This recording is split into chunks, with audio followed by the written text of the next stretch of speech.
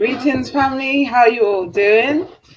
Welcome to the fourth week of our competition of our Carter G. Wilson Challenge, where we've been celebrating our stories, celebrating knowledge of ourselves, and giving us that motivation to want to learn more. So each week we've been giving away a new prize, and today we're giving away the title "Living an Spiritual Centered." Wait, "Living an African Spiritual Centered Life" is the title. Part one, which is actualizing the self. So, Dalian, would you like to say anything? Peace and blessings, family. Hope everyone is doing well. Thank you again for joining us for the final in the series of the Carter G. Woodson Challenge 4, or rather, in commemoration of Black History Month, as set up by Carter G. Woodson um, pre-civil rights era. Okay, it's been an amazing 4 weeks. We love you all. Some of you have shown extreme dedication, turning up every Sunday, participating, getting involved in the conversation. And for us, it is very important, and it's been very heartwarming to see that there are those of us who are still interested, yeah, that we matter so much to ourselves that we're willing to continue our learning of ourselves. Because if this now labeled scientific theory of epigenetic inheritance is anything to go by, then those of us who keep a dedicated link to the legacy of those who sacrificed before us, who've made pathways for us, will move even further on. So give thanks for joining into the challenge.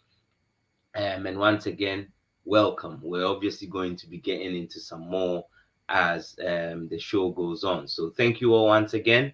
We're very happy to have you here. Okay, so Epiphany Divine says, "This is my first time attending. Will I be able to watch the previous videos?" Yes, you sure can. Our videos are available on YouTube and Facebook. We have obviously this series of competitions that we've been doing for the last few weeks, but we also have a range of other videos. If you want to see our full range, then go to our YouTube channel and subscribe. We have interviews with different guests, as well as myself and Dalian for the last few weeks have been covering different topics. So, welcome to the page. Um, Sin Love says we have to learn and retrain our minds, and that is definitely correct. So, welcome everyone. Today we're going to be doing a Q&A again. We're going to be speaking this week more on ritual and embracing ritual as part of our lives. As we know already, that we can't just intellectualize spirituality, it has to be something that is lived and practiced. So, that will be today's theme. But also, I'll be going to recap last week's question. If I can just bring that up on the screen. Do you want to talk about bring that up? Yeah, sure. So I guess it's beneficial to give you some context as to where today's prize winning course comes from. So today's course that the lucky winner will be going not home with, because it's a digital stream. So the person will have this course forever. For as long as that platform is online, is yours to use. The course itself is called Actualizing the Self. And Actualizing the Self is the first part of a series of 3 courses. Okay, they all fall under a course series called Living an African Spiritual Centered Life. And the reason this course series came about was, as you know, we've been around the world, a few places rather, around the world, doing lectures, delivering workshops. One of the questions that constantly kept coming up for me, or to me rather, was the fact that people were like, "Wow, you know what? We love your documentary series. We love your works." But then when it comes to, and because this is again where our programming comes in, when it comes to Sunday or it comes to Friday, yeah, because these are the 2 main religions that we've been most colonized into. If when it comes to those 2 days, I don't know what to do. You've given me all this knowledge and I know all of this up here as a mental construct, but what do I do with it? And as you may know, or as the adage rather goes, knowledge without application is useless, and is the exact same with African spirituality. So with all the concepts that you're aware of, you should be able to put them into practice to see physical manifestations of them, because the underlying core within our traditions is that knowledge and understanding of at least that duality to existence. We have our physical, and then we have our spiritual or energetic essence. So I designed this range of courses so that one in their own house, in their own space, with their own select group of people, can actually now start putting these philosophies into practice. One can start putting these philosophies into manifestation, because this is when you actually start to understand when we cover things such as your a spiritual being having a human experience, you start to understand why this truth is within the traditions. Because as a being of energy, this is how you bring forth your ashe. This is how you make your chi have a manifestation. This is how your sum sum becomes an active aspect of how you live, because you're not just it's not just a mental thought process anymore. You can now actually see it almost as a physical formula, that you enact a series of practices and you consequently see a corresponding result.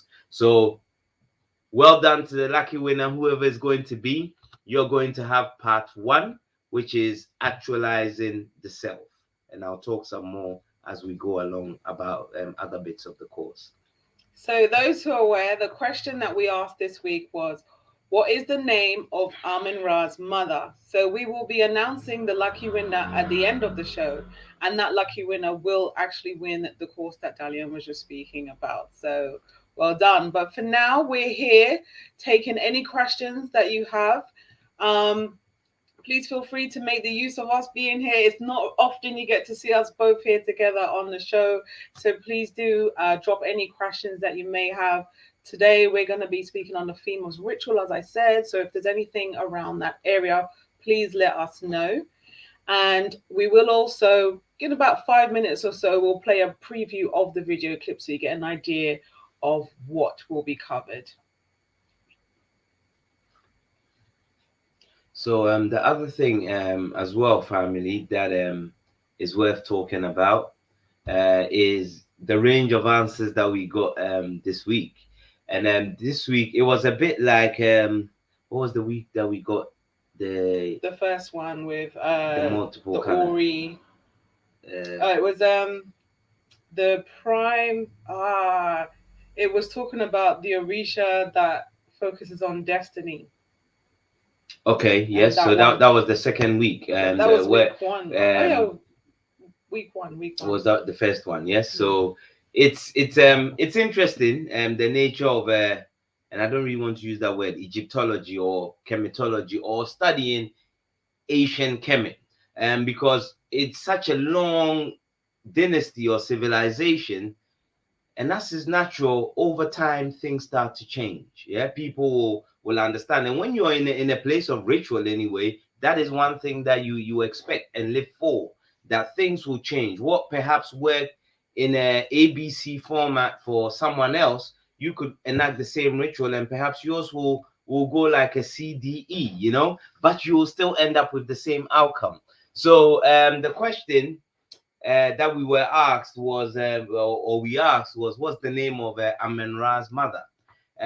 One person came up and said Amen Ra doesn't have a mother because Amen Ra makes existence of itself, and that is actually also true in a sense. However, when we look at the declaration of Amen Ra coming into being, first of all, Amen Ra makes specific mention to Nun, where he mentions that he is made from Nun, even as he also knows that he is all of existence and existence is him. This is no difference to saying that perhaps a baby coming out of the mother's womb, because that baby is not just themselves as a individualized form. That baby is also a part of the mother, and that baby also carries the seed of the father. So this is what we meant by the question, as in what is Amen-Ra's mother, because Amen-Ra makes note of another entity and gives a name. And I'm not going to say the name, or did I already You've say the already name? said. Well, I already did. But then that means But it doesn't matter. the right answers are prize there. draw. So Amen-Ra makes note of Entry's already the here. name Nu as coming from Nun. Yes, again, Amen-Ra as being symbolic of this sun, this energy ball rises out of a primordial water. So as much as the energy ball or the sun is a part of the primordial water, it does not make itself of the primordial water, because otherwise it would still be primordial waters, would it not? It would not change shape and be an energetic sun ball, if you will. So yeah, there's we understand it is nuanced, but it's a significant difference. Yes. It's also very interesting that story, because again we can look into the Dogon and find similar. Yep, where some might call pathogenesis, where you can make of yourself.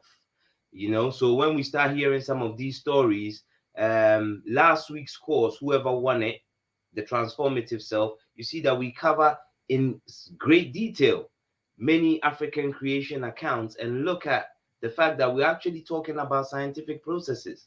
Yeah, we're not talking about some star people going into a manger and everything else is honky dory. No, none of that. We're actually dealing with biological scientific processes. And the story of Amen-Ra taking form out of the primordial waters of Nun is one such story. Okay. Yeah. So, are there any questions? So Julie Blair, on the back of what you were talking about, day of worship, has asked, what day of the week is our worship? Well, what day of the week is our worship? Every day and every moment that you deem fit to worship. You don't stop breathing at any second of the day, do you? Because once you do that, you're dead. You no longer have animated spirit. So there is no specific day for worship. There will be a specific day for you to perform particular rituals if you're initiated or you follow a particular system. And this is where African spirituality takes on. We covered this last week as well. What you could call a religiosity or a religious expression, because you have a group of people who all follow a prescribed set of action. But you wake up in the morning, you have your breath still with you. That is your day of worship. You can call out to the divine. Nothing stops you. Again, this is why we cannot call it African traditional religion. Because it's not a religion in that regard. Even when you're an initiate, you're allowed to have your own rituals on particular days to maybe, let's say, your family shrine. That is separate from your initiation. So there is no prescribed or set date, Julie. I hope that sheds some light on your question. Do you have anything? I have nothing else to add to that one. I think that Dalian answered that one perfectly fine. So Ronald says, are there any live courses that you offer? We actually don't offer any live courses at the moment. We used to pre-COVID, but now we've just hosted the majority of our content online. It's just a lot more simpler to accommodate the different time zones. People can watch at their own convenience. And then we offer these live interactive shows that we do on YouTube regularly as well. So if anyone does have questions and they want to learn, this space is also an ideal opportunity for that, and it's free. So if you're not subscribed to our YouTube channel, I suggest you go to there, like, comment, subscribe, all that good stuff. It helps our algorithms, it helps people see what we're doing. Otherwise, a lot of people don't know that this is even happening. So definitely go and do that. Okay, so that was Julian. So Sin Love says, are you guys in Africa? We're actually based in London, UK. Dalian's Ghanaian, I'm Jamaican, and that's the makeup of Ancestral Voices. Yeah, Ancestral Voices is based in London. We both live in London. Yeah, as we said, originally I'm from Ghana. Heritage is Jamaican. So, yeah. Okay, so please keep your questions coming for everyone, and greetings from greetings from the US. Thank you. And then CDs. So yes, we actually have a documentary series, part 1 and part 2 of our documentary. First one is called Esoteric African Knowledge, which explores African spiritual philosophies, speaking about the stigmatization of them, speaking about the representation within the media, impact from colonialism, and we also address whether there's a spiritual consequence for us kind of discarding these traditions. So that's covered in our first documentary, which was released originally in 2010, 2011. And then we've got our sequel documentary, which is a lot more thorough and in depth, where we travel to various countries across the globe to draw upon the commonalities found in African spiritual traditions. Um, documenting from ancient Kemet down to Southern Africa, the Zulus, West Africa. We kind of touch on East Africa more in the book, which accompanies the film, but not really covered within the interviews. But our research is, encompasses all of the different traditions, Northeast, Southwest, and the diaspora. So that's available on DVDs if people do want those, but we have digital versions online as well. Yeah, you can put maybe QZ is new to the channel, so we're gonna put our website in the chat link for you, QZ, and you can go have a look. What you'll be looking for, if it's DVDs or CDs you're interested in, will be our home study course, which is made up of 2 DVDs and our published research, which is in a book format. And even as I say that, I will also use that to answer Epiphany Divine's question. If you can please put it up, thank you. Is there a beginner text that explains this information? Our book, which will be back in stock, is currently not online now. Our book, which is the published version of all of our research, you can get a beginner text, so to speak, because the first chapter, we've put it online for free. That will give you a very in-depth introduction to African spirituality as a system that has existed since ancient times to now. Because what you will come to find very quickly and actually quite easily is the fact that that knowledge, that understanding has lived on and carried on within us. Yes, so the book is your best, should I say, best beginner text that you can find. However, if you also prefer something visual, on our website that Verona just put in the chat, you can also take our free 5-day e-course, which is 5 days where we introduce you to 5 different aspects within African spirituality as traced by our own journey. Yes, so then you can start to see that perhaps you don't need any special skills or talent per se. You are enough to be what you need to be, and then you can just follow those 5 days as well. So those are the only 2 beginner things I think.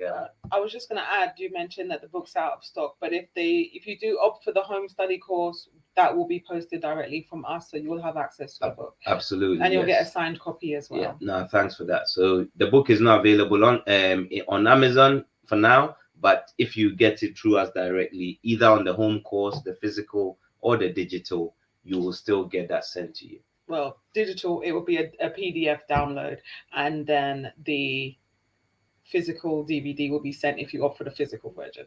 So that's that one. Yes, beautiful. All right. So I like Ajinin Kwabinaman's. Greetings, Auntie J. Long time. Hope you're well. Hello, Auntie J. How you doing? You okay? Okay, and so TN says, I need your book, so definitely go and do that. And as we mentioned, the home study course, if you haven't seen the documentaries, would be the best option, because then you get the book and the films, so you get the whole package. And Eric says, in the second documentary, Baba Small breaks this question down in full. He does. He is absolutely amazing, and in that film shares so much wisdom. So I think this will be a good time to show a snippet of the... Ooh. Yeah, the book as well. And I Ajenim Kwabena Mansa, I love your confidence. You know, he's been dedicated. I believe he's been pretty much on nearly all the ones that we've done for the whole month. So we love your commitment and your dedication. And I seriously hope that I shouldn't be biased, but I seriously hope that you win, because I love the Baron Samedi profile picture. And I think you could do with some of those rituals shared on this course. Yeah, it would be amazing. So let's see where the energies take us. All right, so we do one more question before we go to the clip. Yeah, I don't mind. Okay, so greetings, Ramona. She says, Hello, greetings. Ramona. Good to be with you again. You say in the transformative self that one can learn how to flex and adapt rituals to fit any given situation one is in. I think you said this was for the adept. Is this something that is covered in the course that is being given away today, or is that something one might need a teacher to instruct them? Um, let's look at the question, because I think there are like two parts to it. Yes, no. Ramona, you know the adept. Adept just means one who has put in a lot of hard work, a lot of practice. Because as the more you stay in practice, the better you get.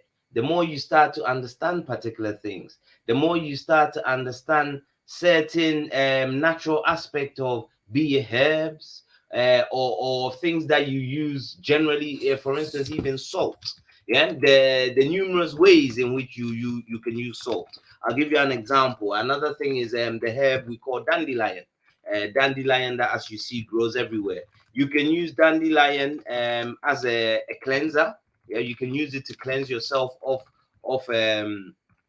certain negative energies, negative experiences, low moods. Yeah, based on what you mix it with. Okay, and then you can also use the same dandelion to manifest or transform certain outcomes. But then if you look at one of the what's the best way to call it, chemical components of dandelion aspect western science, you find out dandelion is very high in iron. Okay, and iron is a good component for your blood.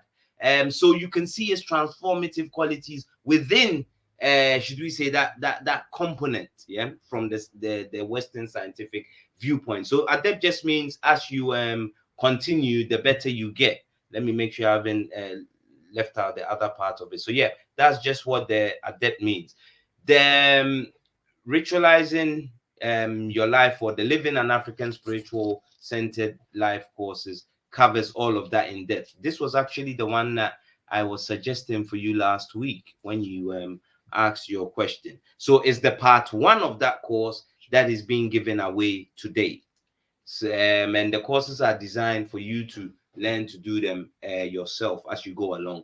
There's no rituals shared in these courses that are for non-initiates, meaning there's nothing that we've shared in there. We're not irresponsible like that. Do you understand? Yeah, more than ever, we understand the nature of. So, for instance, you're not going to see any rituals that involve anything related to blood in there. That is for a full-blown initiate who knows what they're doing and have gone through the necessary initiations. But they are very basic things that will surprise you, that you can do yourself, as I mentioned, with salt, with dandelion that's growing on possibly your lawn outside right now, and you've walked past this plant 100 times and you don't even know what to do with that plant. Yes, there's the honey that you might use to sweeten your whatever you eat in the morning, and all you're doing is just eating the honey. But there's so many more you could do with the honey. So that's what these courses are doing, is giving you that general ability to utilize your everyday items in a way that perhaps it didn't cross your mind that they could have uses for. So hopefully that answers both parts of the question. Okay, great. So Universal Force says, "Hello, my beautiful African family. Dalian, do you sell this sweater you have on your website?" So my answer to that is yes. Universal Force. The sweater is available at vaudoufilm.com. So if anyone does want any of the merchandise, there's a range actually on there. So please do have a look. And if you haven't seen the documentary as well, also check that out. Absolutely, Voodoo Film, and I'll talk about this particular documentary perhaps after. But when you go to the website, um, is it where is it? It's not on the cast, is it? It's under merchandise. There's a tab You have called to click the merchandise. tab called merchandise, and then it'll take you there. But thank you. I quite like it myself too. All right. So TN says, in Africa, the word ritual is looked at as something negative. Is there a more appropriate word to use? That's an interesting question, TN. Why would there be a more appropriate word to use? It's if the person has decided to see it as negative because they're coming from a colonial comprehension of the word, then it's not you see, we have to learn how to not allow ourselves to feel guilty or ashamed because of somebody else's ignorance. That person's ignorance is up to them. We're going to have to let them live with that. Nobody says ritual, go to any church, they'll tell you we're doing mass. A Catholic church, I will just use Catholic church. When we go on Sunday for mass, and we call it a ritual too. But those who go to that Catholic church on a Sunday, they don't perceive it as negative. So why should you have to force yourself to change the word you're using just because somebody has an ignorant understanding of it? We don't have to bend over backward for anybody. And this is not the day and age where we will have this kind of conversation. Then when we finish, there are people outside with pitchforks trying to burn us at the stake. It's not that age anymore. So you know what? We don't have to find a more appropriate word. The Christians call their service a Sunday mass ritual, and they don't feel anywhere about it. So everyone can compartmentalize their understanding. Rather, let's force them to change their understanding. We do ritual just as everybody does ritual. And you saw the lovely sister just explain it there. Ritual is just a routine. So when we wake up in the morning and we're going to work or we're brushing our teeth, are we also going to say we need to find a more appropriate word to use? No, we don't need to bend over backward. It's okay. I understand your sentiment, but I think in this age we need to force ignorance to change. That's my position. Yeah, no, I agree with that one. So Susanna Perez says, any retreats in the future? We actually haven't hosted any retreats. That's not what we do. We more specialize in courses. So I'm not sure if Yeah, you you never know. It's true. just future. So Oh, in the that's very, true. very, very It may possible. be. I Very think so. I possible. think we just need to see how things pan out. But yeah, I think the whole idea of meeting up in person and doing things collectively is definitely the way forward. Spirituality, as I mentioned before, is something that has to be practiced, and doing it on an individual level is one thing, but when you do it as a communal level, as a group, and that's how it's supposed to be done. This is how what we will find in the villages and stuff. This is where we get our power and our strength from. So it may be something. We don't have anything in a pipeline at the moment, but West Dalian said we're not going to rule it out. Susanna, thank you for asking that question. And may that question have its manifestation in the very near future, because it's entirely possible. Currently, not with the way the world is looking, because for you to even travel from one country to the other, you don't know, you could be stuck there for months on end. But we will note that down. And please, if you're not on our newsletter, you need to go to our website, subscribe, and put yourself on our newsletter, because that is one of the ways in which you can keep up with whatever we may end up doing in the future. And I will throw out a bone for you there, because this summer, in July to August, Professor Bayina Bello, who helped us out with this film, will do Theology of Liberation. She will be hosting a retreat in Cap Haitian in Haiti. Professor Bayina is a lovely, amazing, beautiful elder of ours, yes, and her suggestions for spirituality is a practical, active method of living. Yeah, it's not all mystical, and do you know what I mean? Sometimes it's just flighty up in the air. So if you can, we'll put her name in the chat. Find her Instagram page or her Facebook page, and I think you will more than, it's not even going to enjoy. You will be transformed after that ritual. So Professor Bayina Bello, if you just Google her, she's on Instagram, Facebook, and yeah, if you're ready, head on down for the ritual. So do you want to show them a clip now at this point? So now we're just going to show you a clip of Actualizing the Self, which is part one from Living an African Spiritual Centered Life, which is the prize that will be given away at the end of today's show. Rituals of invocation for particular Orisha, and then you can then take it further with your own inner guidance, because by that time, after practicing with a few of, if you want to call them the standard well-known rituals, you find your spirit, your divine intelligence, then guiding you as well how to customize that ritual. Yes, to maybe make it a bit more potent, or to have a more directed outcome. So, time to get in touch with your spirit. Now, a point to note before we get into it is that your main, most important spiritual connection starts with your ancestors. Because remember, you, the present being now, you're just an embodiment of all their DNA from however many millennia ago. Yes, they're responsible for your traits, some of your memories, your particular actions that you decide to take.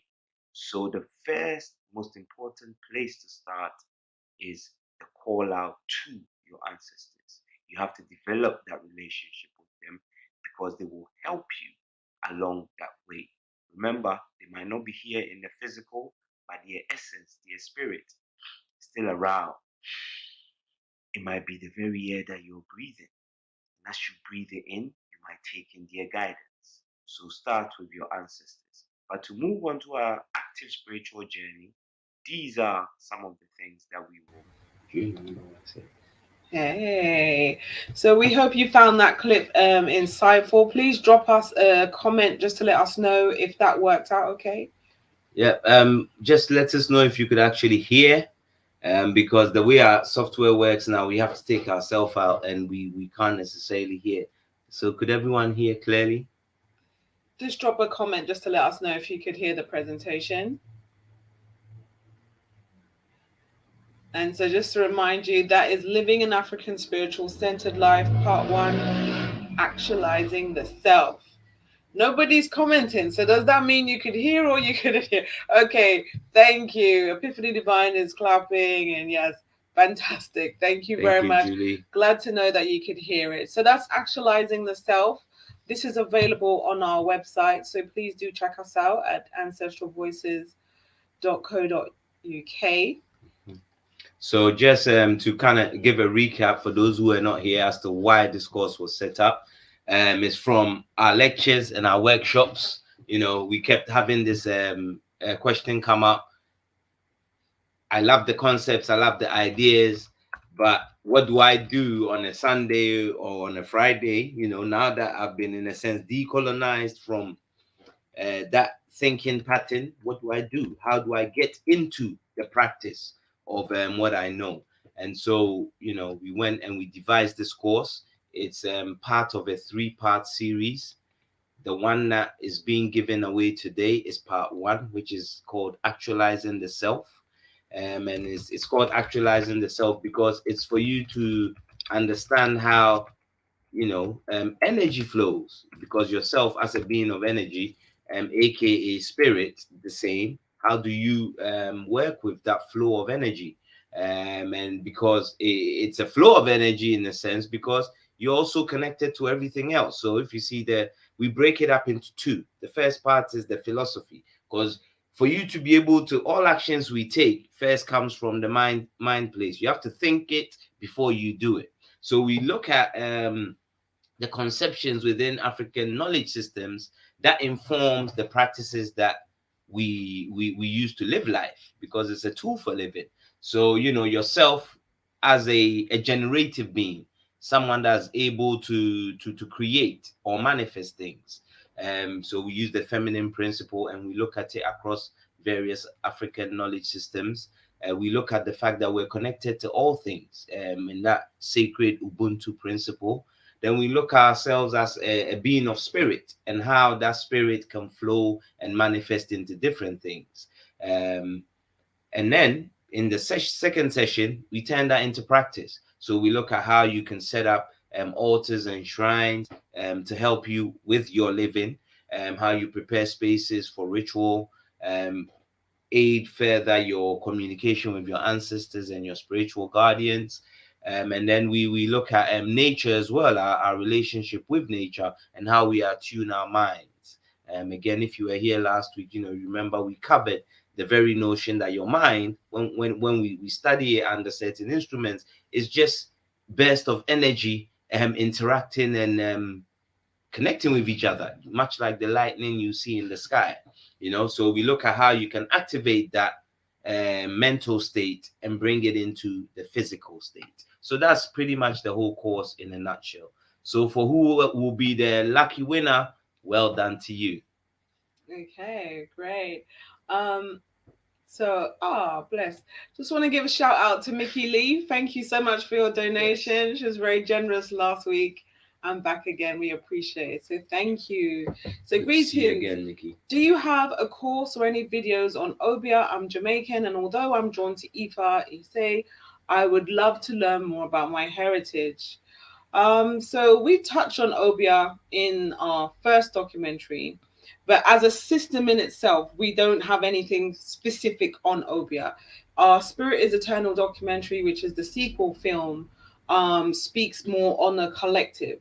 So if you're somebody who's trying to understand African spiritual concepts and start to understand the philosophies and develop your own practice, then that's where that film would be helpful, because then you start to understand the core themes that can be found throughout. So now, no matter where you are, whether on the continent or the diaspora, it's still based off the premise of what the teachings are in that film. So hopefully that answers your question. So it's not a whole breakdown on Obia specifically, but whether you're dealing with Obia, Haitian Vodou, Yoruba Ifa, all of them still share the same themes, and that film definitely, I'm sure you will find it insightful.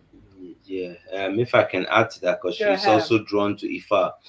You know, Mickey, one of the things, because for us, you know, we've also had many paths to get to where we get to, and one of the things that sometimes you find that people might not always end up with the best of experiences is that they might jump straight into a particular tradition, and perhaps expect it to be the only one, so to speak. Like, but as Verona said, so I'll just give you a quick breakdown. There's no African spiritual tradition where you won't find five common things: an understanding of yourself as divinity and your connection to that source, natural forces and elements, like in Ifa they will call them orisha, as you may know. In Haitian Vodou, they'll call pretty much the same natural expressions loa or lua. It's still the same natural expression. It's the same air you breathe. Yes, it's the same thunder we see. We hear. It's the same lightning that will strike you. Yes. So the natural elements that make up existence is the same. That's the second. Then in all these systems, you look at how you work with your ancestors, because this is the core and the key. Really, we have to start at that ancestral space. You have to first honor your ancestors, especially as people who've been so chopped off from our ancestors for so long. We need to first build that relationship. It's where, in a sense, the most power comes from. It's first key, I would humbly suggest, before you run into a system. Because yeah, I know you might be drawn to far, and you know, send us an email. I could connect you to a baba. I could connect you to this. But sometimes also we need to get a certain cultural repriming of our minds before, in a sense, we jump into the deep end. But again, it's also how you feel. So if that's how you feel, we can easily connect you. But again, let's go back to the concept. So we have these three concepts. And in all these systems, you will find the invocation systems. Yeah. The most common one across them all. You will not look in Ifa has libation, forms of libation. Haitian Vodou has forms of libation. The Akan system has forms of libation. Even if you go down south to the southern African areas, they also have different forms of libation. But that's because you then start to understand that Africans have an understanding of how libation relates to a certain natural process. Rainfall. Yeah, the rain will fall, plants will grow. It's like a man putting a seed in the womb of a woman, and a child comes out. So principally, like Verona was just telling you, it's all the same. Perhaps the expressions of these principles might change. So you won't find anything, I think, in Obia, if you can even put that in as a system, that you might not find in, let's say, Ifa or Haitian Vodou. So I hope that helps you. But yes, if you feel that connection specifically and deeply to Ifa, please send us an email directly, and we will gladly put you in touch with Babalaos that we know that have been they come down generations. Yes, it's not someone who's just recently understood that they can affect other matter with their own energy. because we all have that ability. Or not those ones who approach you on social media offering free readings. Yeah, forget those. Yeah. Okay, so Epiphany Divine says, thank you for this teaching and information. I am on your website now. I will start with your courses. Much gratitude, Epiphany. Thank you. And we hope you find them helpful on your path. Thank you, Epiphany. So please put through any questions. We'll be here for another, 10-15 minutes, maybe. Yeah, we have about 15 minutes to the time. We've been keeping you overtime, and today we hope not to do so, but if it so happens, because sometimes you get in the flow and the flow takes you elsewhere, so true that. We're gonna try and stick with the time. Okay, so Minister Hippolyte says the foundation has to be developed first and everything else comes to pass on due course. Indeed. Agreed 100%. Absolutely, Minister Hippolyte. And it's again the same with our journey. So I don't know even if you'd like to give a bit of your background, considering Auntie J is on the call, because then it also helps answer Ramona's question about becoming an adept, because our journeys have taken years, decades, almost us and now, and we're still working and developing. So yeah, definitely. So in my case, shout out to Auntie J if you're still tuned in. I met Auntie J in an online chat space on a radio station, actually, and she was talking about having a dream, and the ancestors were communicating with her in a dream, and that was my first introduction to hearing anyone talk about ancestors or speaking about it in that type of way. So I was fascinated, and immediately I knew that this is something that I wanted to get involved in. Previous to that, I was on my spiritual journey, going down the New Age route, but I still couldn't find myself in those teachings. As much as they resonated with me, I was like, why don't these people look like me? I felt that there was something missing. So on the back of speaking with Auntie J, I decided that I'm going to communicate with my ancestors.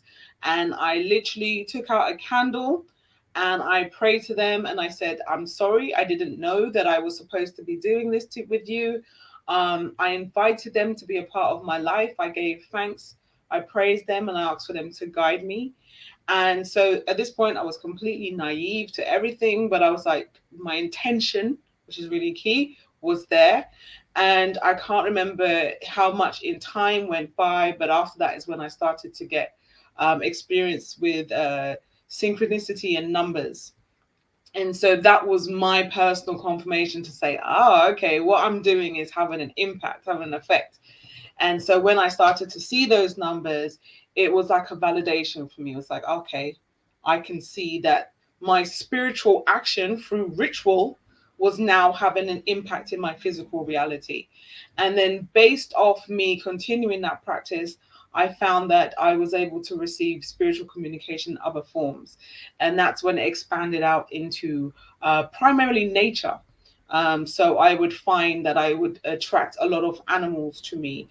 I would see particularly like ravens, bats at one point, just various different animals. But the sightings of those animals was significant at the time. I could tell that there was just more than, a dog just happened to cross my path. At that moment in time, I felt the difference. At that moment, I knew there was a significance. And this is kind of the subtle ways that spirit will start to communicate with you on your journey to reassure you that you are doing the right thing. And I think it was Ramona saying that sometimes you kind of doubt yourself. Do you have to be adept? And at the end of the day, as Dalian said, it builds with time. The longest time in the beginning, I would think, is that happening? Am I being paranoid? Am I overthinking it? But then the more you develop, the more you practice, the more confidence you build in your own spirituality. And then it moves from a case of doubt to I know. And when you know confidently, you know. And I can say that it's definitely a process that I have gone through over time, but it takes time. It's not something you can just jump into. There is no quick fix when it comes to spirituality. It literally is concerted effort, dedication. In the same way you'll put effort into any other aspect of your life, if you want to develop and become better at it, spirituality is no different. So keep at it. Absolutely. It's also what Mama Bayina says. Spirituality is like a muscle. For those of you who've seen the second documentary, the more you practice it, the better and the stronger it gets. When I first had a foray into spirituality, quote and unquote, it was because I was at home most days with nobody in the house to keep me company.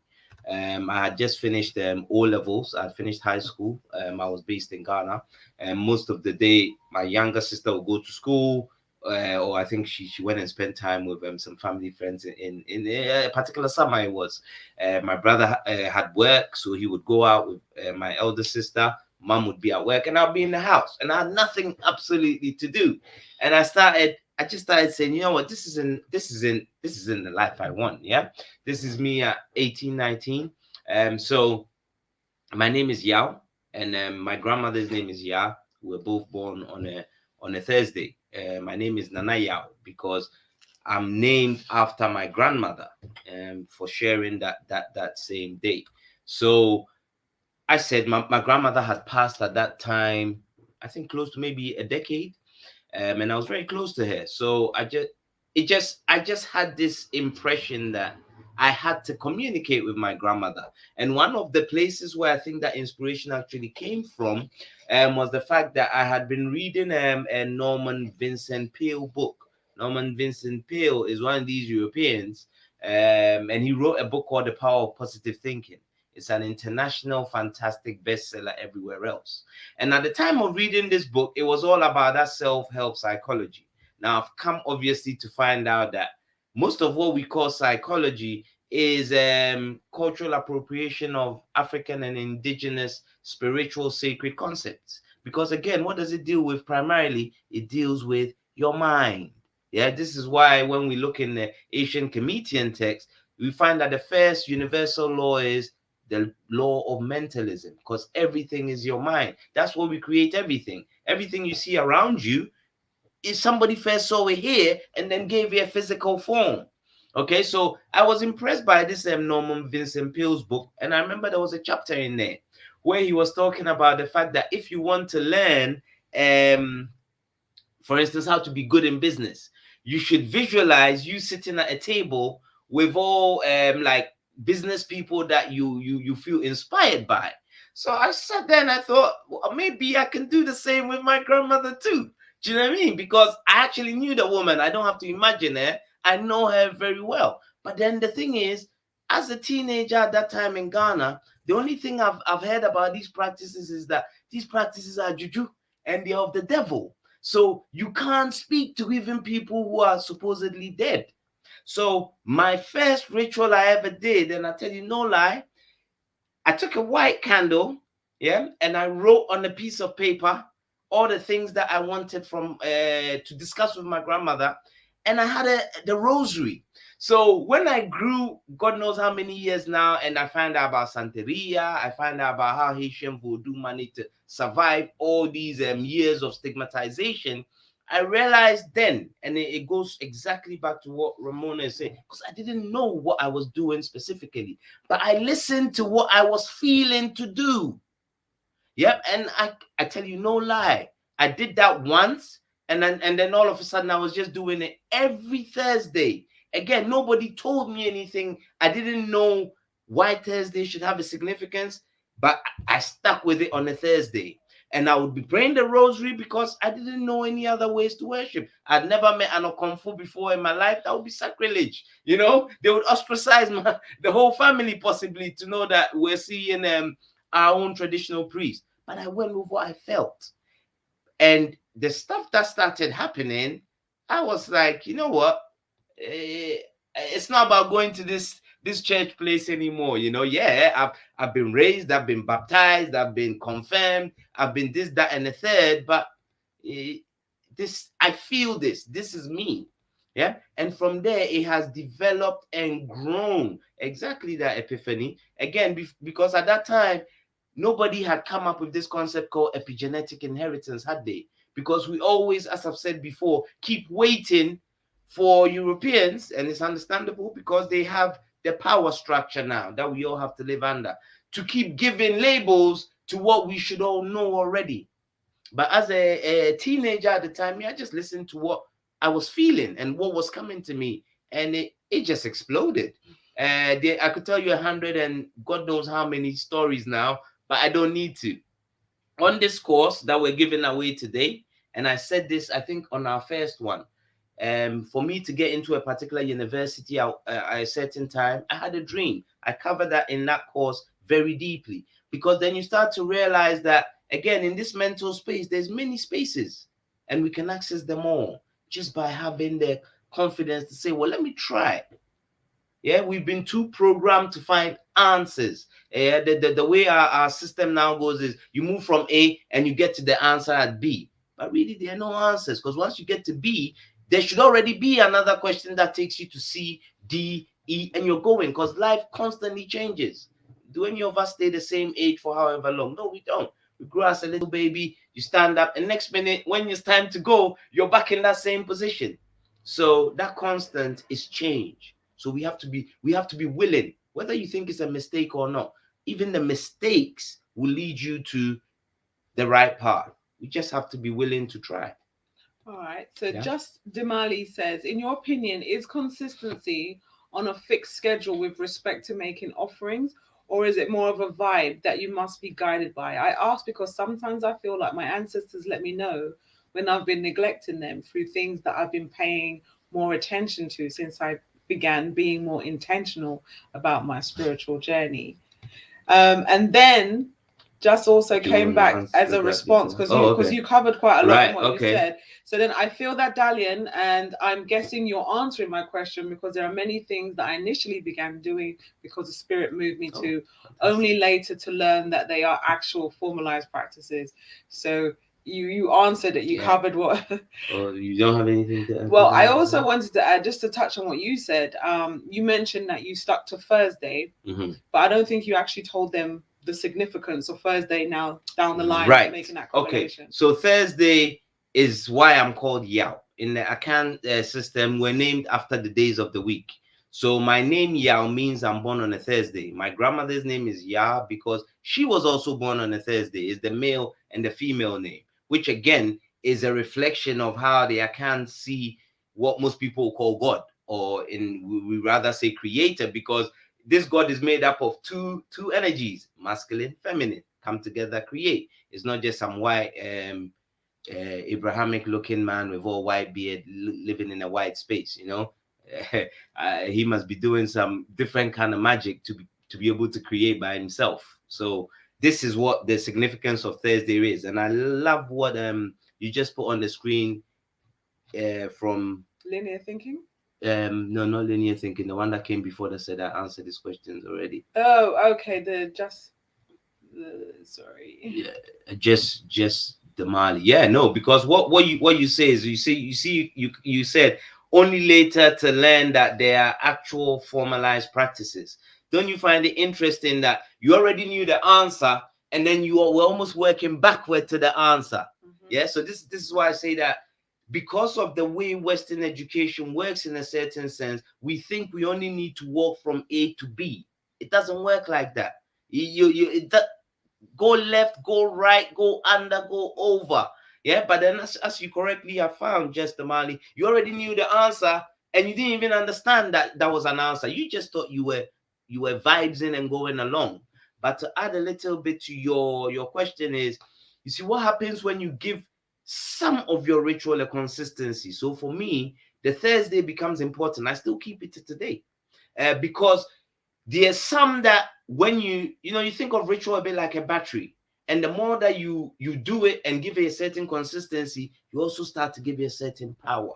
So for me, most things happen on a Thursday, because I've created a cycle. That's the word I'm looking for. It's like a season. So just as you have winter come and summer come, and whichever the other season is will come, when you keep some of them consistently on certain days, that's what you've created. You've created your own season of blessing, of expectation, of manifestation. So that's what it's about. It's about charging that particular ritual. Yeah. And the more consistency as well is you become more confident in your own practice, and then you become a lot more aware of the impact it's having in your physical reality. So well done for making that connection. That's showing it's about listening to spirit and that divine connection that we have. A lot of people say, oh, I don't know if my ancestors are communicating with me, I've got an altar up and nothing's happening. But meanwhile, they're not listening to that internal guidance because they're constantly doubting themselves. And so it's so important that we listen to those thoughts when they come. If you're inspired to go light a particular candle or whatever it is, maybe pick up a certain stone and put it under your pillow. Whatever you're drawn to do, follow that guidance. There's a reason. And it's when we start to you can disconnect from this kind of physical, logical, Western thinking that we've become so primary accustomed to, and start listening to the messages of spirit that comes from within, is that when we can start to tap into this intuitive wisdom. I think that's when you become an adept, like Ramon. Yes, that's when you become an adept. When you start working, as you said, it's working backwards. You start coming in, and then you're realizing the whole puzzle from there onwards. So it's fantastic. Embrace Thy Grace says, I'm grateful for your presence and sharing of knowledge. These days I struggle with discipline and focus and tend to wanting to distract myself. I'm thankful I came across this live again in this mode. Indeed. So this was week 2, where we spoke about signs and symbols and synchronicities. So the fact that you're here for this conversation means there's definitely a message for you. And we all have times where we kind of like, oh, I'm tired today, or I'm not in the mood. But it's in those times where the consistency helps us, because it can get very easy to get bogged down by this physical reality with the pressures of day-to-day life, everything we have to do. That sacred time with spirit can actually lift us and literally transform our energy there and then. So stay motivated, even if you have slacked off a little while. Don't beat yourself up for it. That's another thing as well. We often can be very harsh on ourselves when we don't do things, and that actually works out to be counterproductive. So just recognize it for what it is. You took a break, no worries. Get back on the saddle again, keep it up, and watch spirit start to work with you. Epiphany Divine says, I find that African traditions can be disguised and labeled by other traditions. But my ancestors said the source is from the original source in my DNA. I hope that makes sense. 100% that makes sense to us. We get it. We definitely get it. I think everybody on the call also gets it and knows it, And Epiphany Divine, I love that you put that there. For me, I think I've just got to that point where it's like, wow, do we need sadly another person to give these understandings, labels, for us to start embracing it? Because from however long have we've been told by the elders that you can speak to your ancestors, and just because they couldn't say in a nice fancy way, like, oh, we've discovered something that we are going to call a chromosome. It didn't tell us the name is a chromosome, and it's based in your, DNA. We've been put under a spell by this articulation of many things. I think we've actually got to a stage where empirical science doesn't hold that leeway over our minds anymore as it used to. Yeah. The other thing, and I said this last week, where I came across this clinical psychologist now saying a human being is a planetary force. But if you look in our traditions, we've always said that you're a spirit being. Maybe the word spirit is what they don't like, but that word spirit itself again comes from religion. We know we're energy, and we will take that from rather the Western, West African, Benin, Fon, and Ever traditions, where they say you, the human being, you're also a voodoo. Yeah, you and the same effigies and energies that you can invoke to systems, you're the same. Yeah, so you're just a being of elemental force and energy. Did we have to wait for a scientist to come and say, oh, your body's made up of carbon, oxygen, and some of these other elements that we find in the universe, and then all of a sudden reframe that we're planetary beings, to then just believe this simple truth, as we've heard many an elder tell us? Yeah, we kind of start needing to give ourselves some value, to give that ancestral knowledge some, it's not even a benefit of the doubt. We need to start to understand it with a broader appeal in the mind. Okay, so Nikeo says, I never felt comfortable in church, even as a child. I always felt a disconnection. Me too, to be honest. I know that you obviously grew up in the church. I didn't really grow up in the church, but for me, when I was there, it's just like Yeah. I wasn't feeling it. No, I love the church. You know, one of the things that I loved about the church was every Friday I'll go and speak to the pastor, and I'll tell him all the naughtiest things I'd ever done. And the man will tell me, go and do 10 Hail Marys, 10 Hail Marys, then it'll be about, I don't know, another 10 Our Fathers. So I was like, okay, so it doesn't really matter what I do, so long as I come here every Friday and I tell this man that I'm feeling remorseful for it. I don't have to feel remorseful, I just have to tell it to him. That means I get a pass. And then obviously I grew up and find out that this is why people have done some of the most heinous things in the name of religion, because half of the people know they don't actually believe what they're saying. Ghana had a president called J.J. Rollins, and one of the things that he said, and many people have said this, even my mom used to tell me this, that if most African constitutional systems, you had to swear by some of the elemental forces, Africa would fix itself in a heartbeat.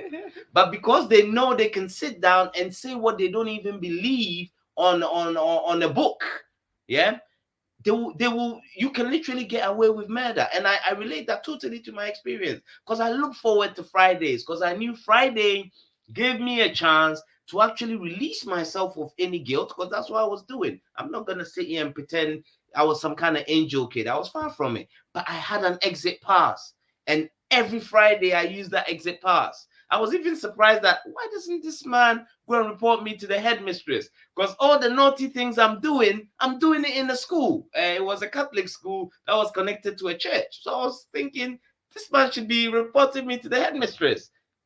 This is aiding and abetting. You know, you can get jailed for this. So for me, I realized that no, I never had that inkling when I started working with the essence of my grandmother. You know, there wasn't any of this, because I almost knew that, you know what, everything I'm doing, she's also aware. So this is not where I can pretend that I'm feeling sad and I won't do it again. And you tell me just read a few things, and all of the head that of course somebody is just gone. It didn't make sense. But I didn't want to be a hypocrite anymore. So that was my experience in church. But I'm gonna come back. Please take the next question. All right. So Minister Hippolyte says, you know when you know. My connection to my ancestors, this is very direct and personal. I share with them, which I do not share with anyone else. So we set the dots and they will show me the clues to connect the dots. I know when something is coming from them. Some days things come back to back, other days we just quietly enjoy our space. Indeed. And that's how it is. Sometimes you can just feel that connection and the flow starts to come in your mind, and you're understanding all these connections and things start to make sense. Things that you didn't even correlate before can now start to make sense. So it's a wonderful relationship once you develop it. I'm just having a look at the next questions. Okay, so Bliss B says the journey is powerful and can be a bit intimidating because it's not what we're used to. Connecting with nature helps me be okay with continuing on the journey. Nature and people like you too. Give thanks. Thank you. We're glad that we can be part of your journey. And indeed, connecting with nature is phenomenal. I don't think I can stress how much it is important that we connect with nature. We are nature. We are, what do you call it? Forces. There's a word that you Elemental like. force. We're elemental forces, and we really don't pay enough attention to that. So living in these cities, these towns, it's not natural to us. It's not our natural sense of being. So being able to connect with nature in any way that we can is fundamental to our own spiritual development. Okay, so the finance rebel says, funny, the black church and the white church is different. That difference in the black church is due to the African present, but no one ever speaks about it. Indeed. I love that, because in Ghana too, we had one of the churches my grandmother used to take me to. They used to call them, they call them now charismatic churches, or sum sum. Sorry, yeah, it actually sum sum means your spirit, so it's called the spirit church. And the things we will do in the spirit church isn't what we will do in the Roman Catholic Church. But as I said, I love the Roman Catholic Church because, as a young naughty little boy, I needed something to absolve myself of my guilt. So yeah, but what we need to do, Finance Rebel, we need to honor the ancestors more, because sometimes even in the Black church we go and look for saviors beyond ourselves. And one of the things we need to understand, if we're really working to the ancestral way, is the only savior, the first and most important savior in your life is yourself. And that requires working on yourself. And you need to make yourself useful, not just to yourself, but to all those who depend on you and the community at large. That is the highest expression of godliness, or creatorness, or ancestorhood, as per our tradition. So let's not forget that too. We need that. Okay, so Congo Priest says, who qualifies for initiation? Whoever wants to be initiated. Initiation is a calling that you have to answer for yourself. And for me, over what's I said, from I was 19, that's a good. My math is not the best, but that's It's over 30 years. Not I've been 30, working it's over with 20 years. It's over 20. Yeah, okay, very good, yeah. That one. It's over 20 years. I never felt a need to go and get an initiation. For at least the first 15, it didn't bother me, because the kind of dynamic I had with my grandmother was so strong. I'll even go and do readings, and before I even go and do readings with others, I actually know the answer to the reading already. Even now, sometimes before my Babalawo will give me a reading, I felt what I need to do. Like the other day, we V wanted to make some dinner, and she already said she wanted to use peanut butter to make the stew. I heard from my Baba there was a reading for me to do that involved peanut, and he hadn't done the reading yet. So when you ask who qualifies for initiation, it's you. You're the first spirit that needs to be activated to do that. So again, and maybe you weren't here, Congo Priest, at the time, one of the things that we covered is that it's important to do the work on self first, because don't expect the initiation to give you some wonderful knowledge that transforms you overnight. That you're looking for shortcuts to glory, so to speak, and you won't have it, because the vessel will still be empty. Nobody can fill it with the necessary ashe or sum or car that is needed apart from you first. So when that time comes for the initiation, you will be ready for it.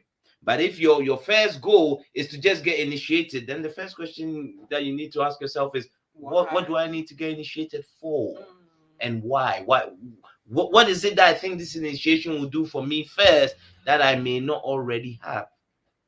That is a very important question to ask. Indeed. Susanna Perez says, that happens to me too. Before any readings, I know what's coming. Indeed. Okay, so Bliss B says, reading Malidoma Some's Book of Water and the Spirit showed me a lot of the ways our culture has remained with us in the diaspora. Indeed, I cannot stress how much that book transformed my life. I please recommend anyone interested in African spirituality. That is a must read as far as I'm concerned. And again, she highlights again what these scientists are now calling your epigenetic inheritance, your memory, because a lot of these things are stored in your memory, and we carry them over generation after generation, even when there's no one there to teach us. Yeah. So again, remind yourself of your power. So Kimani Hibbert says, evolving from Rastafari, my journey seems slow now. What do you recommend?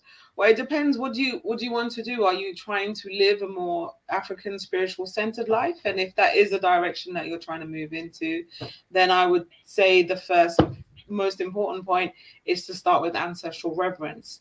Get into that practice, introduce it into your life, as we were discussing earlier. Make this a consistent practice, and then start to see how that builds. If you are completely new to this subject, we would recommend our free 5-day course. Yeah. The free 5-day. I'm so confused today. Yeah. But yeah, if you try that course as well, it will break down a lot of information for you. So if you're coming from Rastafari, obviously that still has a lot of the sort of Christian element. So there may be certain kind of fears that you may have associated with this topic as well. They can also act as barriers. So I would recommend checking that this course out. It's free, as I said, 5 days. Each video covers a new area, and it may give you more confidence and inspiration of how to move forward. It also depends on which sector of Rastafari, because there are various strands, and some have a African retention much more than perhaps the one that leans heavily more so towards Christianity. So, Kimani, I don't know if you were here at the time. I'm putting in a link to our website. If you go there, we have that free e-course. Feel free to register and take it. Listen to the journey, see how you vibe with the journey. If you can see yourself in that journey, and then you'll be guided as to where to go next. You know, I know sometimes we have people tell us, oh, but you know, sometimes you need all this help and need all this assistance. Yes, you definitely do. But first, you also need to assist yourself. It's so key. Because people always are looking for a leader. Again, it's part of our socialization process of recent time. Yeah, no, I don't think this is how it's always been. So we if we're not looking for answers or set directions to walk on, we're looking for people that can take us on that course. And sometimes, again, as Damani also just reflected, you actually already know the answer. And life is a process of walking backwards. Yeah, this is why one of the core themes within African spiritual systems is you're born with a destiny to fulfill. But you come here and you don't know what that destiny is. And the way you get to that destiny is how you develop your skill sets, that you develop the direction of even certain spiritual allies who you meet in life, yeah, who you knew in spirit form, that then guide you along that process. And all of a sudden you attain this destiny or destinies, because you can be more than one thing to many people. Yeah. So again, it's like you're walking backwards. The thing is there, but you don't remember. So you have to, yeah, it's like rewinding a tape to the beginning. That's what life is in an African cosmological perspective. It's not like here where you're born from a child, you go to the end point. Okay, so Denise Falconer says, how often do you get readings? It's funny because when I started on my spiritual journey, I was obsessed with getting readings. I was getting readings, I don't know, it felt like every few months I would be getting a reading because I just kind of loved the adrenaline of it. And then I got to a space in my spiritual journey where I felt that I didn't need it anymore, because there becomes a time, as someone said in the comments, is that you already know. Readings end up becoming things that are just confirmation for you. And when I no longer needed that need for confirmation, then I could calm down on it. So now we actually have set readings by our Baba. What frequency is that on? Yeah, that's according to the Yoruba calendar. And that's not even a reading per se.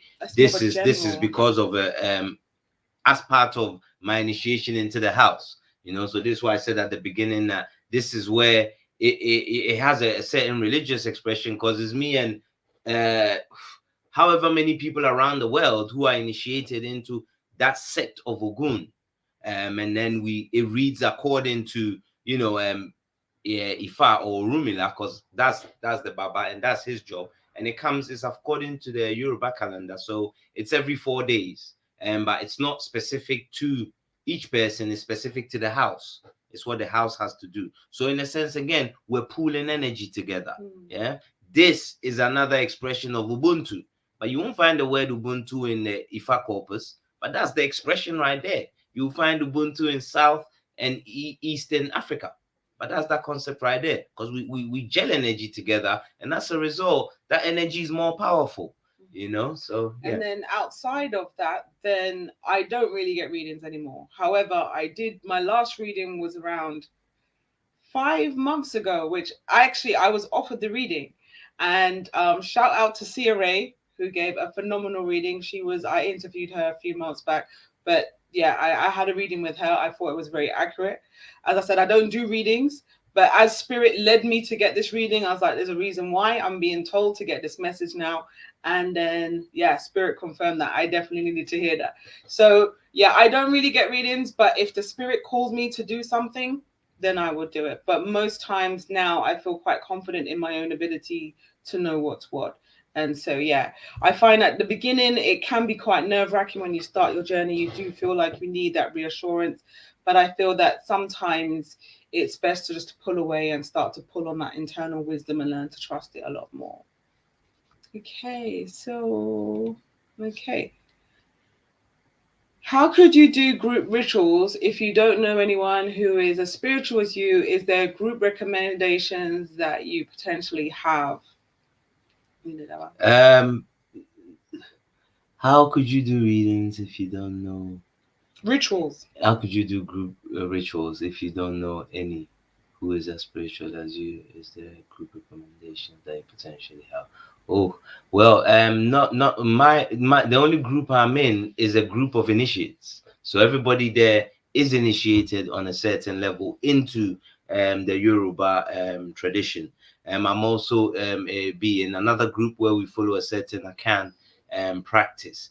But send us an email, and then I'll be able to advise you further on there. It'll be good to know where you're also based, and that will also help. Yeah. So send us the email BCG, and we'll be able to advise better. Okay, so Congo Priest says Rastafari is so diverse. Through it was introduced on this journey, I have evolved into a higher vibration, but failed to differentiate Bantu spirituality, Rastafari. It is one and the same thing. Fine. Absolutely. Okay, so beautiful. You two are beautiful together in the largest sense of the word. I do pay. Thank you very much. Thank you, Bliss B. All right. Okay. So, do you want to now announce the prize winner? Yeah. Oh, so, again, you see, sorry about that. I knew this will happen, but hopefully, it's been worth your time. It's again, it has to do with ritual. You know, when sometimes you tell people to come down for a little group gathering, they tell you, "Oh, but what time do we finish?" Sometimes you start, you think you're going to be there for 30 minutes, and you're there dawn, and you're still now walking out. So apologies if we've taken liberties with your time. Okay. But yeah. So the question was again. Say the question. The question I can't find it in the chat. Yeah, so just say it. Just say it. The question was, what is the name of Amen-Ra's mother? So I'm just gonna really run through it and hope. What's the brother's name? The one with the Baron Samedi thing. Oh, hopefully that he because he's been a dedicated brother. So okay, I'm gonna close my eyes too. First one I pick. Let's go for it. Whoa, okay. Oh wow, okay. Big pot, can you see? Asra Johnson. Okay, there it's coming. It's coming. Asra. Oof. This light is bad. It's bad. But I'll type it in the chat. Yeah. Type it in there. But Asra Johnson is the lucky winner. Oh, there, look. I'm getting it. Okay. Asra. Asrar Johnson. My good brother, sorry, man. As I said, I would really love for you to have won the course. It would be so nice. But I tell you what. Yes, I didn't even quite answer. So sorry, man. I tell you what, send us an email and I'll speak to you because, as I said, your dedication, man, has been the whole month through. So don't worry, your O might turn into you never know. Send us an email, okay? We'll talk. Asra Johnson, congratulations. You are the final winner. And lucky and beautiful winner. The 4 weeks have gone really quickly. So well done. So what's the answer, innit? Oh, bloody hell. Yeah, we didn't say the answer.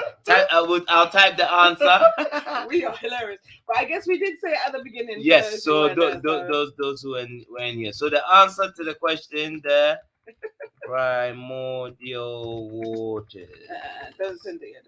Just amend it first there. Okay. Yeah.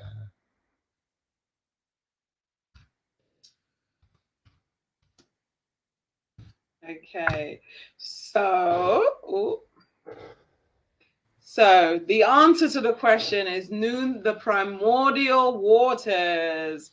Yes, family. I would love to go over that whole explanation again, but I won't. I can tell some of you got in late. So I know some of you are expecting Aminette and Mute. I've already explained where the differences are with these and why we settled with Nun. Because Amen Ra, the Ra reflects the sun, which is why his story is of this ball of energy that rises above the primordial waters. If we're going to go for Amunet, then we should really be looking at Konsu, because Konsu is a lunar deity. Yeah, so that's why Mut and Amunet couldn't make it. Amunet is also still part of the hidden. Yeah, we didn't say Amun, okay, because Amun is still hidden. Amen and Ra, the sun ball that rises up. So please watch the video again for that lengthy explanation. So well done to you, Asra.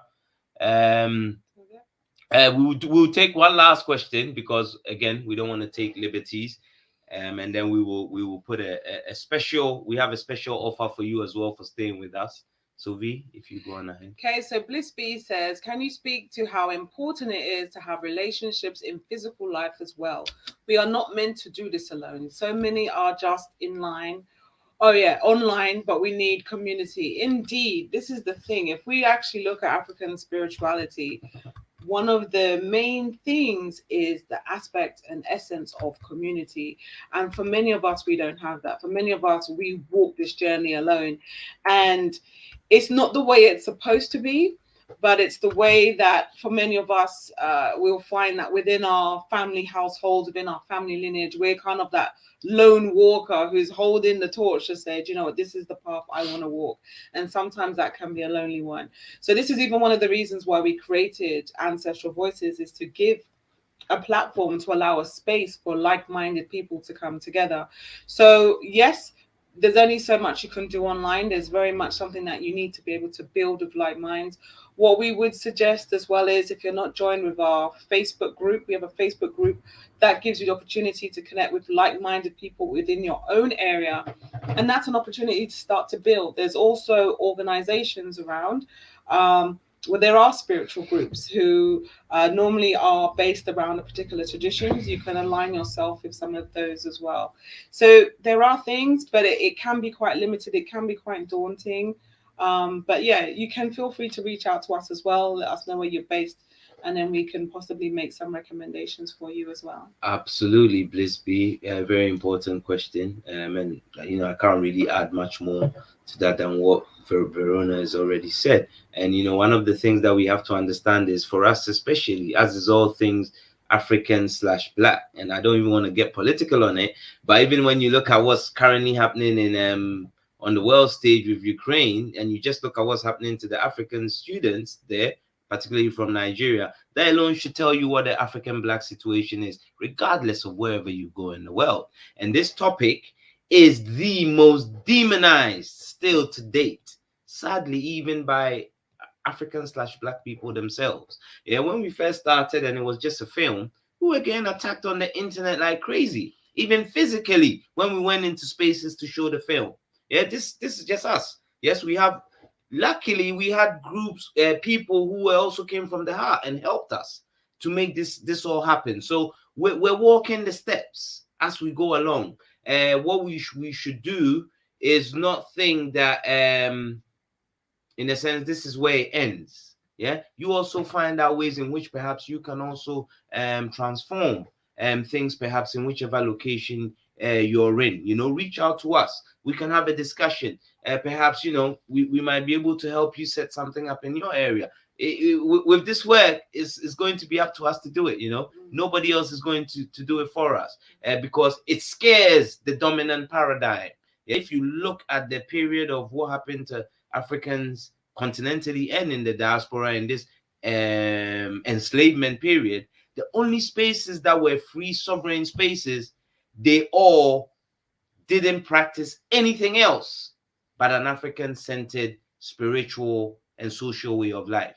Whether it's the group of Akan people who took sovereign space in what we call Suriname today, or the Akan in Jamaica, the Maroons there, or whichever other maroon space you will find during this period. So the power of these traditions, perhaps others know it more than we do. So again, I'm not going to expect some big philanthropist to come and say, oh, okay, you know what? We know your system is demonized. We're going to give you this big space where you can run, let's say, weekly courses for people to understand and get into them more. That will be a fallacy for me to even entertain such a thought. Do you understand? So we have to work with the reality of what we have, and we have to see each other as essential resources to be able to build the kind of support and institutionalized base that we need for our works to carry on, our ancestral works that benefit us, because nobody's trying to do anything that will benefit us against them. I think this is a basic, simple, yeah, sensibility, so yeah, definitely we need the physical, but send us the email, yeah, and then we go. But should we call it a family? What we're going to do, because you guys have been with us, you've been amazing throughout the whole month. I love the fact of how people have, come together, gelled with us. I think in the memory of Carter G. Woodson, this might be a good thing to do every Black History Month, because we need to encourage this learning of our own traditions. As I said, every aspect of being African or Black, we're getting into it now, but this particular topic, our spirituality, it still scares a majority of us. We don't know what to do with it. Okay, so as you've been with us for so long, and we apologize again for taking liberties with your time, but I hope it's been worthwhile. We're releasing a course. In 2018, I was invited by um, a well-renowned historian, Robin Walker. He was delivering a course called The West African Kingdoms. And if you're familiar with Robin, his work is phenomenal. But then he invited me to come and put an appendage in there on their spiritual traditions. What did these spiritual traditions of these early West African empires look like? What informed the way that even something as simple as the way they made jewelry, yeah, because you find a lot of spiritual context even in certain African jewelry that people have made. Yeah, it's not just for bling in that sense. Your bling connects you to the sun. Your bling connects you to the moon. So I came in with a course. I did a two-part course for him. One on the philosophies that guided the way these societies were shaped, and also another on the practices. There's a reason why Tupac made a song called "Pour Out a Little Liquor," even though he possibly never been to a Benin voodoo ceremony to see somebody pouring libation. Because again, it's in there. This is what we've been talking about. So the course goes live. I've turned that presentation into an online lecture. It's going to go live on Wednesday. That you've been with us for so long, we're going to give you this code. Wednesday or Tuesday? No, Wednesday. Wednesday, the 2nd of March. That's it. Wednesday, the 2nd of March. Yep. Can you see this code here, family? WAS50, West African Spirituality 50. For those of you who've been on this course, I'm going to leave it open for you to use to take 50% off the course straight. Okay, I'll keep that till the Thursday, because your dedication, you've given me of your energy. Let us also reciprocate back to you.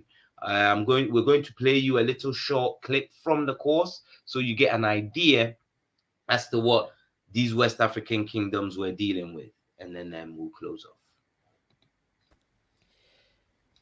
This conception still survives today in West African traditions, where the female aspect of the Supreme Being is often revered as Mother Earth and treated as sacred.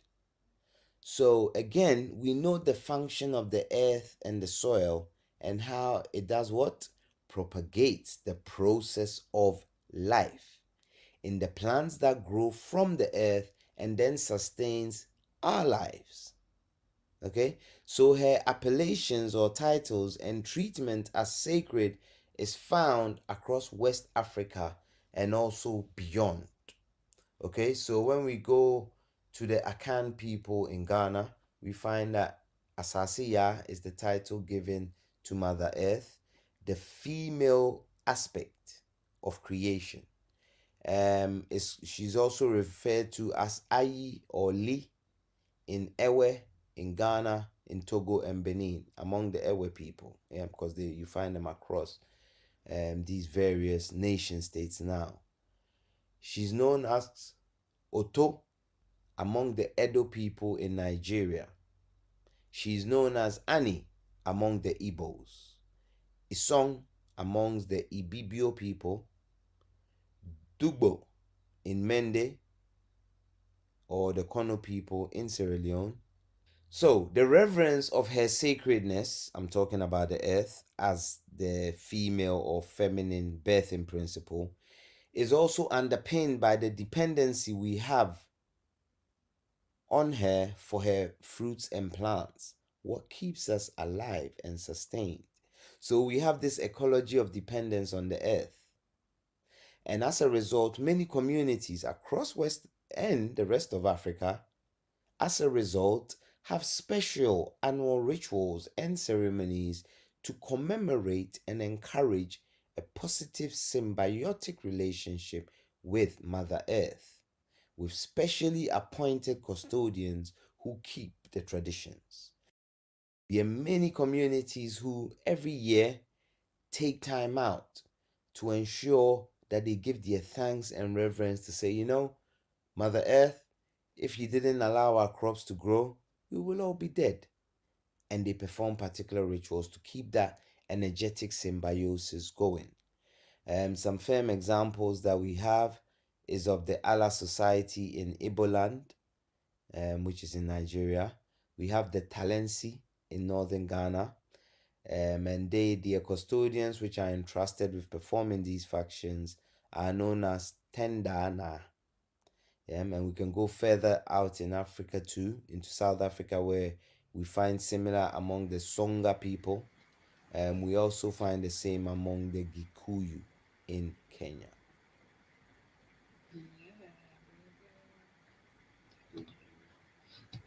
Okay, so welcome back. We're back. Okay, so Embrace Thy Grace says, thank you very much, everyone, for sharing this space and bringing us together. Wonderful. Sure. Thank you. Ramona says, thank you. You're welcome, Ramona. Ajanim says, thanks to you both for your dedication in enlightening others. Balance my art. Give thanks. Also, want to give a shout out to Aisha White. Thank you so much for your donation. It's truly appreciated. She says, thank you both for the time and messages shared. You're welcome. Thank you. Thank you. I can't believe this is the 4 weeks up already. That was great. Yeah.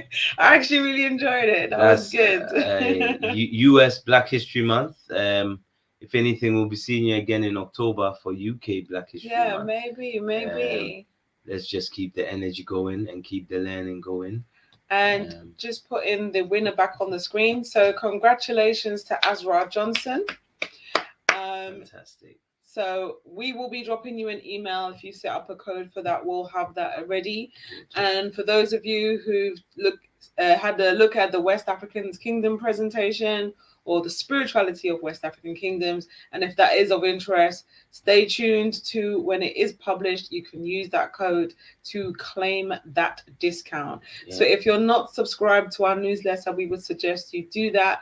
You can do so by joining our website. Go on our website, it will come up as an option, or you can do so at the bottom of each screen. So if you subscribe to our newsletter, you'll be updated with any lives that we have, any new products, any competitions, any events. All updates will be listed there. So for now, come on. Yeah, please keep that code, because that code will not be shared through the newsletter. That's for you staying with us close to 2 hours now. So it won't come through the newsletter. The newsletter will be for Susanna's future retreat. Thank you so much for making that manifest for us. We love you. We love you enough, Susanna. Yeah. So WAS50. That's you keep it somewhere safe, and when the course goes live, it will be there up until Thursday at least. Yeah, for the first 24 hours. That's yours. Thank you for also giving up your time to us. We appreciate you, family. Christella says, very, very powerful. Thank you so much for deepening my awareness. My roots are African, South Africa. Give thanks. You are more than welcome. Eric says, we will miss our Sundays. Yes, Eric, definitely. Eric has been another solid one, you know. Eric is hardcore. Indeed, Actually, I have to give shout out to Eric. Eric said he entered the competition today knowing that he already has Actualizing a Self, and said if his name was drawn, then to please just offer it on to someone else and pay it forward and let someone else win. So I thought that was beautiful. So he's just playing for the fun of it. And we appreciate it, Eric. Welcome. Absolutely, 100%. Thank you so much. All right. So everyone have a wonderful week ahead. You know, walk with that ancestral knowledge, walk with that knowledge of self to know that you are divine, you are elevated spiritually, draw upon your spiritual strength. There's a lot of madness going on in the world right now, and it is your spirituality that will help you to rise above it and elevate no matter the external circumstances. Ashe, your spirit will guide you through, you know. So family, give thanks, continue to walk in spirit, be willing to try, even if it feels like you're about to make a mistake because you haven't yet learned to trust yourself and your power. Try and be ready to be pleasantly surprised. Walk in the guidance and the blessings of the ancestors. Ashe. Ashe. See you next time, family. Bye bye. Ichwe. Beautiful. Bye bye. Thank you. Bye.